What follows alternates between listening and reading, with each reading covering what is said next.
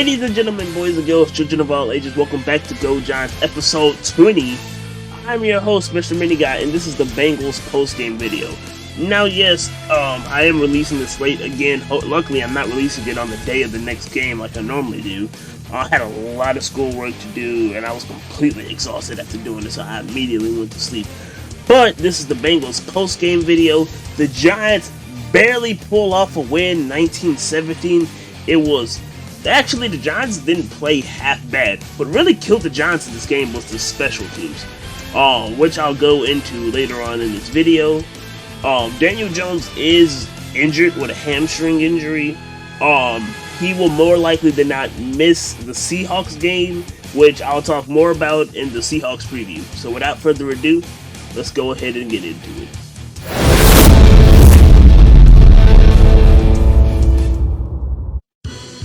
On a 3rd and 2 with around 12:20 left to go in the first quarter, Daniel Jones airs the ball out to Evan Ingram, who gets plenty of yards after the catch. After this sets the Giants up with a 1st and goal, which then, after that, on a 4th and goal, Giants going for it, Wayne Gallman rushes in for the touchdown, making the score 7-0 Giants. After the touchdown by the Giants, they kick the ball off to the Bengals. During the kickoff, the Bengals run the ball all the way back, starting from their own end zone, running it back for a touchdown, making the score 7-7 apiece. With 2:39 left in the second quarter, the Bengals kick a 44-yard field goal, which they successfully make, making the score 10-7 Bengals.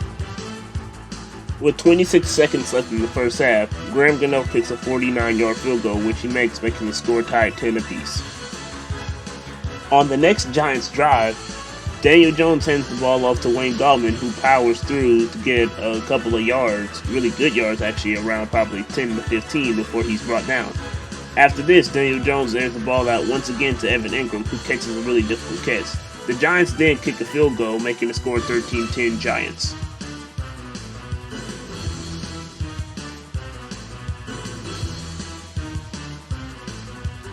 This game was way too close for comfort. Special teams completely played awful in this game and nearly cost the Giants the game.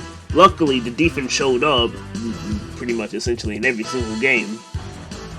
Defense lets the Giants win this game. Daniel Jones goes down with a hamstring injury. It's not anything serious, but he will most likely miss the Seattle game.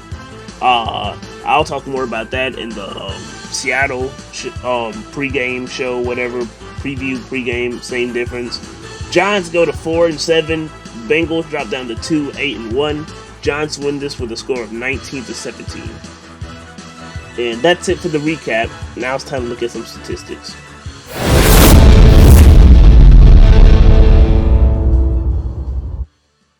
Looking at Daniel Jones' stats in this game, he once again has a really great game, completing 16 passes out of 27 attempts with a percentage of 59.3. Passing for 213 yards with no touchdowns, no interceptions, with a rating of 84.3 and taking 0 sacks in this game. Now, since Daniel Jones took 0 sacks, and let me go ahead and remind you, because I'm going to have him on immediately after this, Colt McCoy also took 0 sacks. The big story going into this game was obviously Mark Colombo being fired, and people were worried that the offensive line would, start playing bad. Well, actually, the offensive line has still been playing better, and this is probably the best it's been yet. Daniel Jones does, however, unfortunately go down with a hamstring injury, meaning that he will most likely miss the Seattle game. Looking at Colt McCoy's stats, even though he came in around the end of the game, he completes 6 passes out of 10 attempts with a percentage of 60, passing for 31 yards, 0 touchdowns, 0 interception, with a rating of 65, taking 0 sacks. Colt McCoy did, however, nearly throw an interception at one point. Hopefully he won't do too terribly bad against Seattle, which I'm going to go ahead and say this now. I don't have us winning that game of Colt McCoy starting because, well, he's the backup for a reason. But who knows, Colt McCoy may be able to shock the world. Anything can happen on any given Sunday. We don't know if Colt McCoy is starting. More likely than not, he will be. If I was Joe Judge, I would actually bench Jones, to make sure that the hamstring injury doesn't get any worse. Even though Daniel Jones at this point has been practicing. But still, I'd start Colt McCoy. Colt McCoy doesn't do too terribly bad in this game against Cincinnati. Looking at Wayne Gallman's stats, he rushes 24 times for a total of 94 yards, with 3.9 yards on average, rushing for 1 touchdown. Now, Wayne Gallman nearly broke a 100-yard rushing game. He was so close, and if he didn't get tripped up on that one run, he definitely probably could have ran that ball all the way back for a touchdown.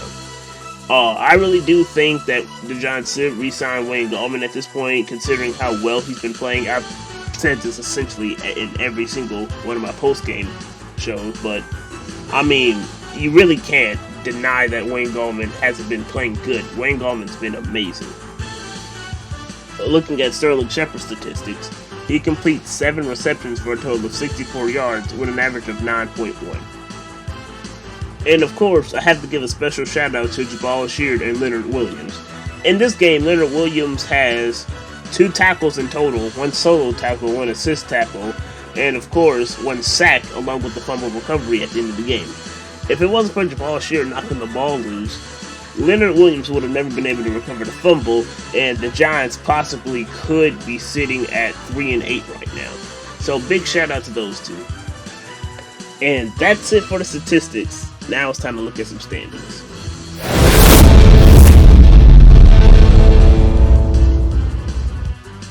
This is something that's kind of crazy that I recognized while making this chart for the standings. Every single team has a road game. However, finally, on the top where they belong, in first place with a 4-7 record, unfortunately, are the New York Giants. Finally, the Giants are in first place. Their next game will be a really, really difficult one, as the Giants travel all the way out to Seattle to play against the Seahawks. I would say the Giants have possibly the most difficult. Actually, looking at the schedule now, every single game out here is difficult. But this team, which is in second place with a 4-7 record, without a doubt has the most difficult game to play now, the Washington Redskins, as they play the still undefeated 11-0 team, the Pittsburgh Steelers, in Pittsburgh. That game is probably impossible. Another team, well, as I've just said, all of these teams have a really, really, really tough game ahead. Philadelphia Eagles with a 3-6-1 record, well, they'll travel out to Green Bay to play against Aaron Rodgers and the Packers. In fourth place, which is possibly the, I believe, least difficult game, but still difficult because you got Lamar Jackson there, with a 3-8 record on the Dallas Cowboys, they'll travel to Baltimore to play against the Ravens. I believe that the Ravens are actually like 6-5 right now. So Ravens haven't been doing as good as people expected them to, but don't count out the Ravens with Lamar Jackson. That's still a good team. So every single team on here will have a difficult game, and we'll just have to see what happens in order to see if the standings change. Now it's time for me to close this out. Finally are the Giants in first place. Now, a lot of people said this is going to be a rebuilding year, but this is what I was hoping for. I was hoping for around the second half of the season, the Giants will actually start to click, and we're playing meaningful football in December. Finally, before December, we're not talking about the draft. Oh, who should we get in the draft? You know, should we get Chase Young? Should we get Andrew Thomas? Should we get Daniel Jones? Well, nobody said, let's get Daniel Jones. Should we get Tua? Should we tank for Tua? Should we tank for Trevor? None of that. No Giants fans are talking about that because the Giants have a really, really, really good chance of going to the playoffs. And depending on who the Giants play, I do believe that the Giants can win in the first round of the playoffs. I'm not going to say the Giants are going to completely go to the Super Bowl but if they do, that would be amazing, and this will be like the greatest story of the New York Giants since 2007, who also had a 0-2 start. Later on, went on to beat the undefeated Patriots in the Super Bowl. One of the greatest Super Bowls of all time, Super Bowl 42. But that's in the past. The past was pretty good. Now we're looking to the future in this game against Seattle.